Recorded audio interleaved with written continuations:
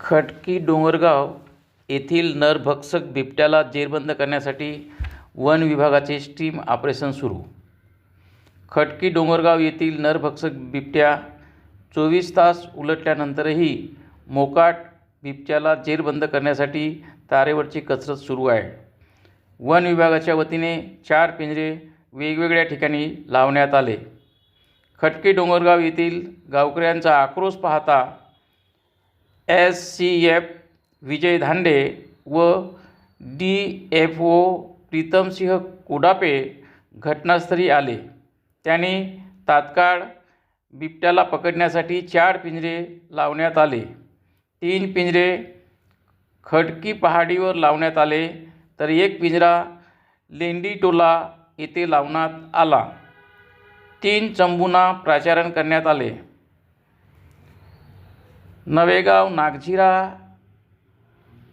RRT Bhandara RRT व STTP एक force Navegaon बांध या टीमला घटनास्थळावर प्राचारण करण्यात आले. 24 तास उलटल्यानंतरही बिबट पिंजऱ्यात आला नाही. काही गावकऱ्यांनी शेताकडे जाताना बिबट दिसला पण पिंजऱ्याकडे भटकला नाही.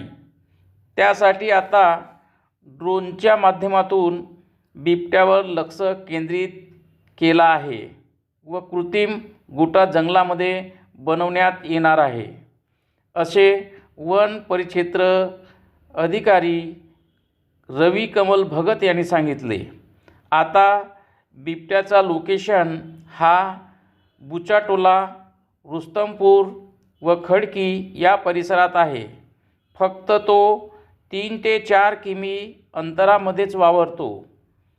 RRT नवेगाव बांध चंबू अमोल चौबे, सतीश सेंद्रे, विक्रम ब्राह्मणकर, RRT भंडाऱ्याचे चंबू अनिल सेटके, अजय उपाध्याय, सचिन कुगडे, शुभम मारोटकर, STF वडेगावची team, DF Sonwane, TH Walde, SS Akanikar, TV Badge, LL Brahman, SS Raus, Tirola वन परिक्षेत्र अधिकारी DH भगत व कर्मचारी घटना सर्चिंग करत आहेत.